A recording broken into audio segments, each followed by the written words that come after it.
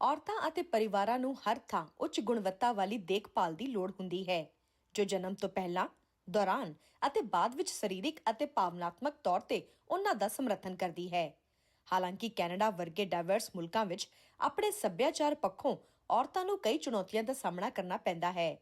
South ਏਸ਼ੀਆਈ ਮੂਲ ਦੀ ਔਰਤ ਨਮਰਤਾ ਨਿਗਮ ਅਨੁਸਾਰ ਹਰ ਮੁਲਕ ਵਿੱਚ ਵੱਖਰੀਆਂ ਸੇਵਾਵਾਂ ਹਨ, पर ये फर्क कई बार उलझन का कारण बन सकता है। जब हम लोग इंडिया से आते हैं तो हमारे प्री कंसीव नोशंस होते हैं कि Canada much better country, developed है, बेटर रिसोर्सेज, एवरीथिंग अवेलेबल होगा, सब कुछ बेहतर ही होगा।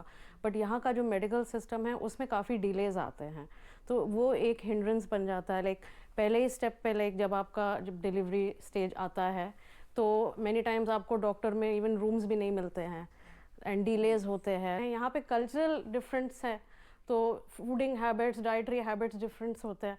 अब यहाँ पे जो लोकल रेजिडेंट्स है वो सर्टन फूड्स ले लेते हैं, कंज्यूम करते हैं, वो कहते हैं कि सेफ़ है बच्चों के लिए। और यहाँ पे जो हमारे इंडियन ट्रेडिशनल वैल्यूज़ है, लाइक से पाइनएप्पल, पपाया, रॉ एग्स, ये कंजम्पशन हम लोग अवॉइड करते हैं। ਉਹਨਾਂ ਅਨੁਸਾਰ ਪਰਿਵਾਰ ਦੇ ਸਾਥ ਅਤੇ ਜਾਗਰੂਕਤਾ ਕਾਰਨ ਉਹ ਮਦਰਹੁੱਡ ਲਈ ਤਿਆਰ ਸੀ, ਪਰ ਸਰੋਤ ਦੀ ਉਪਲਬਧਤਾ ਅਜੇ ਵੀ ਘੱਟ ਜਾਪਦੀ ਹੈ। But I have been lucky to have my family close by, so उससे एक बहुत बड़ा एडवांटेज रहा है। But during covid time of course मेरी मदर आ नहीं पाई थी, तो सारा सपोर्ट मेरी मदर इन लॉ ने पूरा A to Z दिया था। प्रॉपर फूड एंड इन्होंने इवन मसाज लेडीज़ के लिए भी अरेंज कर। ਉੱਥੇ ਹੀ ਨਮਰਤਾ ਦੀ ਮਾਤਾ ਅਨੀਤਾ ਨਿਗਮ ਅਨੁਸਾਰ ਉਹਨਾਂ ਨੇ ਆਪਣੀ ਨੂੰਹ ਦੀ ਮਦਦ ਅਤੇ ਦੇਖਭਾਲ ਕਰਨ ਦੀ ਹਰ ਸੰਭਵ ਕੋਸ਼ਿਸ਼ ਕੀਤੀ, ਪਰ ਸਾਰਿਆਂ ਨੂੰ ਇਹ ਸਮਰਥਨ ਮਿਲਣਾ ਮੁਸ਼ਕਿਲ ਹੈ, ਜਿਸ ਕਾਰਨ ਹੈਲਥ ਕੇਅਰ ਅਤੇ ਭਾਈਚਾਰੇ ਦੇ ਸਹਿਯੋਗ ਦੀ ਲੋੜ ਦੱਸੀ ਗਈ। तो वो अगर जागरूक होंगे अपनी हेल्थ के लिए, और होना भी चाहिए, हर पर्सन को जागरूक होना चाहिए अपनी हेल्थ के लिए, तभी अगर हम स्वस्थ हैं तो हमारा घर स्वस्थ है, हमारा समाज स्वस्थ है और हमारा कंट्री स्वस्थ रहेगा। तो इसलिए वो बहुत ज़रूरी है होना।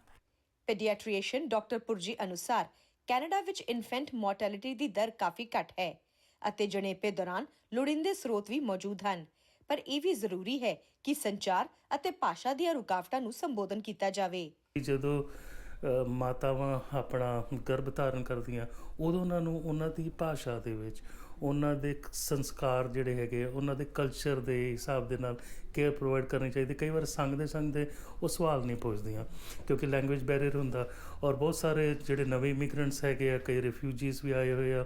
ਸੋ ਇਸ ਲਈ ਉਹਨਾਂ ਦੀ ਭਾਸ਼ਾ ਜੋ ਦੇਣਾ ਚਾਹੀਦਾ, ਉਹਨਾਂ ਦੇ ਲਈ ਸਾਨੂੰ ਵਕਤ ਕੱਢਣਾ ਚਾਹੀਦਾ, ਉਹਨਾਂ ਦੇ ਲਈ ਟਾਈਮਲੀ ਸੇਵਾਵਾਂ ਮਨਜ਼ੂਰ ਹੋਣੀਆਂ ਚਾਹੀਦੀਆਂ।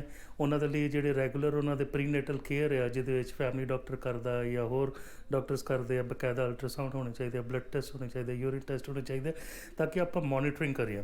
ਸੱਭਿਆਚਾਰਕ ਤੌਰ ਤੇ ਸੰਵੇਦਨਸ਼ੀਲ ਦੇਖਭਾਲ ਨੂੰ ਉਤਸ਼ਾਹਿਤ ਕਰਨ ਵਾਲੀਆਂ ਰਣਨੀਤੀਆਂ ਔਰਤਾਂ ਲਈ ਲਾਭਵੰਦ ਹਨ ਅਤੇ ਉਹਨਾਂ ਦੇ ਸਿਹਤ ਦੇ ਨਤੀਜਿਆਂ ਵਿੱਚ ਸੁਧਾਰ ਕਰਨਾ ਅਤੇ ਉਹਨਾਂ ਨੂੰ ਪ੍ਰਾਪਤ ਹੋਣ ਵਾਲੀਆਂ ਸਿਹਤ ਸੰਭਾਲ ਸੇਵਾਵਾਂ ਯਕੀਨੀ ਬਣਾਉਣਾ ਇਸ ਦਿਨ ਦਾ ਮਕਸਦ ਹੈ। ਇਹ ਯਾਦ ਰੱਖਣਾ ਵੀ ਜ਼ਰੂਰੀ ਹੈ ਕਿ ਆਪਣੇ ਆਪ ਦੀ ਦੇਖਭਾਲ ਕਰਨਾ ਉਨਾ ਹੀ ਮਹੱਤਵਪੂਰਨ ਹੈ ਜਿੰਨਾ ਬੱਚੇ ਦੀ ਦੇਖਭਾਲ ਕਰਨਾ। ਮਾਵਾਂ ਲਈ ਸਰੀਰਕ, ਮਾਨਸਿਕ ਅਤੇ ਭਾਵਨਾਤਮਕ ਤੰਦਰੁਸਤੀ ਜ਼ਰੂਰੀ ਹੈ ਅਤੇ ਲੋੜ ਪੈਣ ਤੇ ਮਦਦ ਮੰਗਣਾ ਤਾਕਤ ਦੀ ਨਿਸ਼ਾਨੀ ਹੈ, ਕਮਜ਼ੋਰੀ ਦੀ ਨਹੀਂ। Parmeet Kamra, Omni news.